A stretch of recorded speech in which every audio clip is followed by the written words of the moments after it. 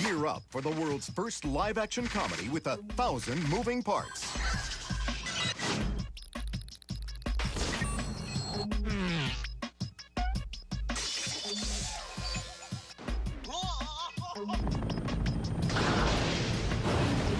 Walt Disney Pictures' Inspector Gadget.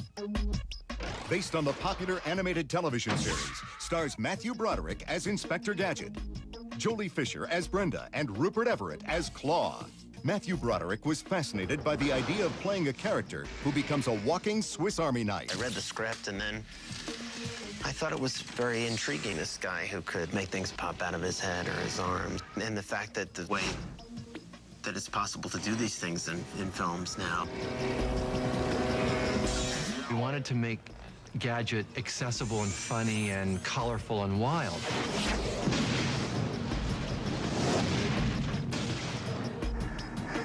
That's never happened to me before.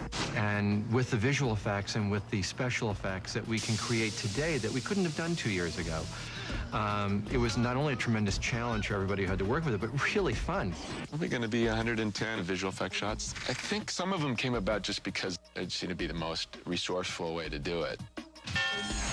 Before production on Disney's Inspector Gadget ever began, Matthew Broderick first reported to work to create various body and facial molds that would be used for the film's over 100 effect shots. That's very difficult because there are a lot of scenes, for instance, where something will come out of my hand, so the way they do it is my whole arm will be artificial.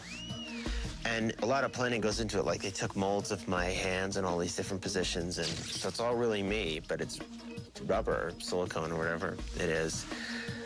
Whatever it is, it's nasty. Matthew was a saving grace for us in this entire process. And doing all the things that he had to do to become Inspector Gadget, the stunts that he had to do in this movie, I mean, he was such a pro. A great guy, great attitude, and never once complained about the most rigorous physical kind of comedy and shoot that I've seen anybody go through.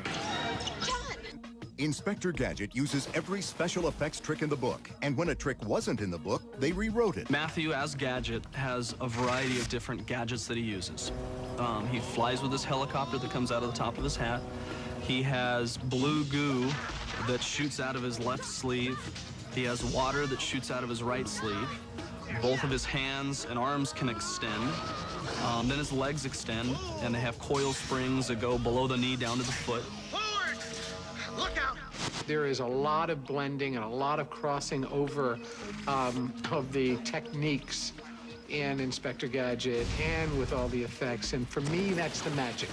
The magic of this kind of movie is that seamless blending of effects. You know there's animatronics, you know there's actor replication, you know there's CG, but you don't know exactly where and when, and that's what's cool about it.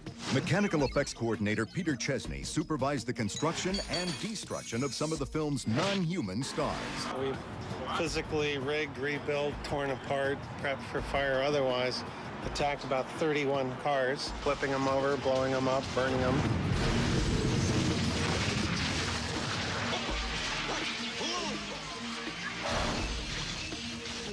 Some of it is just the fun of making something with a bunch of people. And you just sort of show up every day and you kind of make something, and it's just being around the people. We have the technology to do just about anything.